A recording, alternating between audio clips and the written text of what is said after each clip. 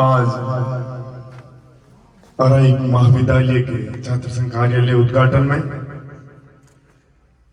मेरे को मौका मिला आप लोगों के साथ शामिल होने का। ये मेरा सौभाग्य है। मैं भाई छात्र संघ अध्यक्ष और इनकी पूरी टीम को बधाई और शुभकामना देता हूं और इन भाइयों से निवेदन भी करता हूं कि इस महाविद्यालय के भाई बहनों ने जिस उम्मीद और जिन सपनों के साथ आपको चुना है, उनकी उम्मीदों और सपनों पे खरे उतरना, क्योंकि ये शिक्षा का मंदिर है।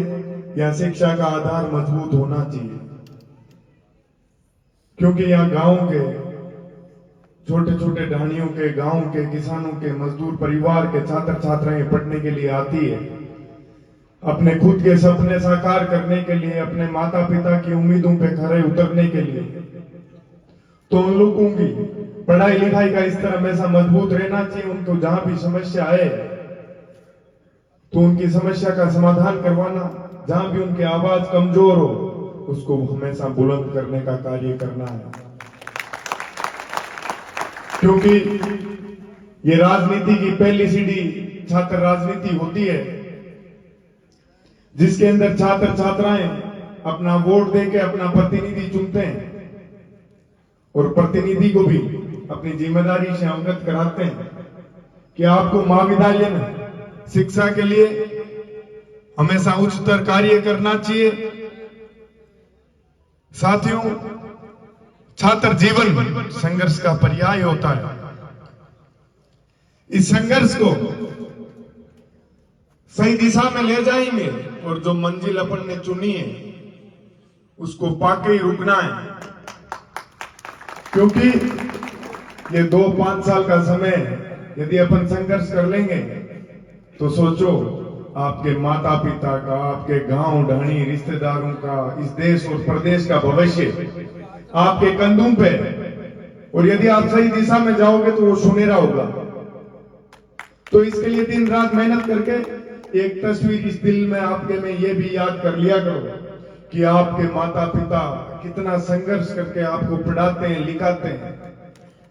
क्योंकि उन लोगों के सपना है कि हम लोग अच्छा पढ़ लिख नहीं पाए, लेकिन हमारे बच्चे उस देश के उन ओहदों पे जाके स्थापित हो, उन ओहदों पे जाके बैठे जहां इस देश और प्रदेश का शासन चल रहा है। प्रशासन के मुख्य भागीदारी आप लोगों को बनना है। किसान और इस मजदूर परिवार के लोगों का भला तब होगा जब आप जैसे लोग उन्हें ओहदों पे जाके बैठेंगे और इस देश और प्रदेश के लिए सही दिशा में कार्य करेंगे। बताया जा रहा है कि विधायक जी ने उद्घाटन की परमिशन नहीं दी। मैं आप लोगों को बताना चाहता हूं, ये जनता ही आपको हीरो बनाती है, सिंहासन पे बिठाती है। यदि आप अन्याय का रास्ता चुनते हो तो लंबे समय तक सिंहासन पे आप नहीं बैठ सकते। क्योंकि यदि युवा आपको सिंहासन पे बिठाना जानते हैं तो सिंहासन को उखाड़ फेंकना भी जानते हैं भली भांति। तो न्याय के रास्ते पे चलोगे, अच्छे काम करोगे तो ये जनता फिर चुनेगी। लेकिन ये जनता जनप्रतिनिधियों को चुनती है अपने सेवक के रूप में, और जब चुनावी समय पूरा हो जाता है, पद मिल जाता है, तो लोग भूल जाते हैं कि अपने चंद फायदे के लिए इस एक उम्मीद और सपने के साथ जो जनता आपको चुनती है उन्हीं के साथ आप अन्याय करते हो। ये कब तक चलेगा? मेरा तो सरकार से भी निवेदन है कि आप बात करते हो गांव में शिक्षा की, खेलों की, आपकी घोषणाएं धरातल पे आती नहीं है। कहां तो गांव में खेलों के मैदान है, कहां खेल सिखाने के लिए कोच है।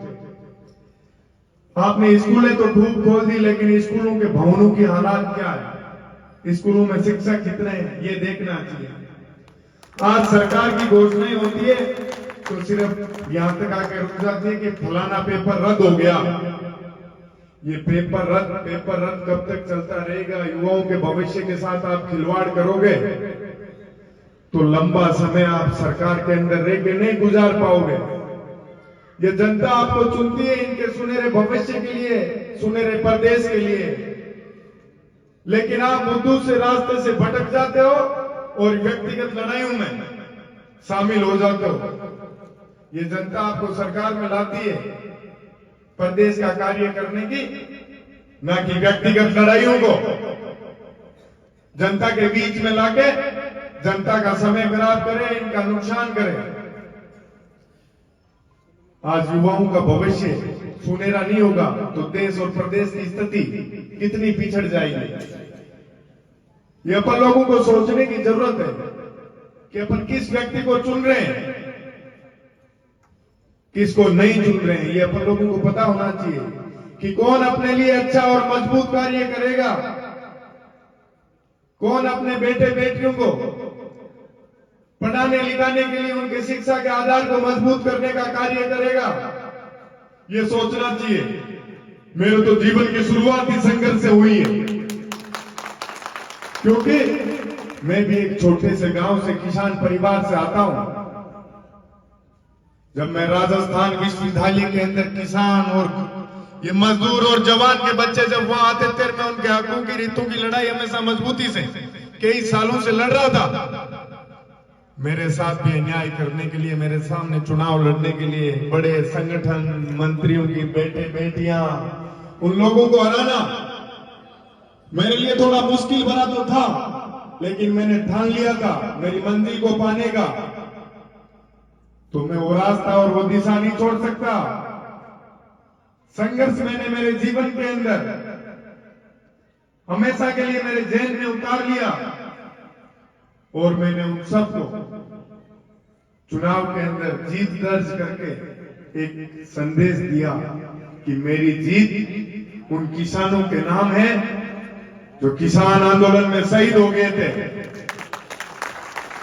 तो साथियों, आप लोगों को सीखना चाहिए कि रास्ते में अवरोध तो खूब आएंगे, लेकिन डट के लड़ेंगे तो आपकी मजबूत मंजिल आपके पास होगी। इसी के साथ मैं आप सब लोगों का धन्यवाद करता हूं। मैं माफी चाहूंगा, आपके बीच आने में मेरे को समय लग गया है, क्योंकि कल मैं बाड़मेर से चला था, नागौर, जोधपुर, चूरू, फिर होते हुए आप लोगों के बीच में पहुंचा। तो मैं खुद खूब चाह रहा था कि समय से आप लोगों के बीच में आ जाऊं, लेकिन पहुंचने में देरी हो गई, इसके लिए माफी चाहूंगा। आज जैसा आशीर्वाद प्यार आप लोगों ने मुझे दिया, वैसा जीवन भर बनाए रखना। मैं आप लोगों के जहां भी संघर्ष में मुझे शामिल होने का मौका मिलेगा, मैं कंधे से कंधा मिला के मजबूती से आपके साथ खड़ा रहूंगा।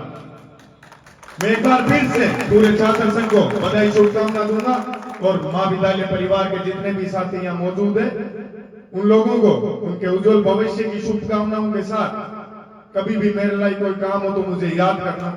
राम राम साहब, धन्यवाद।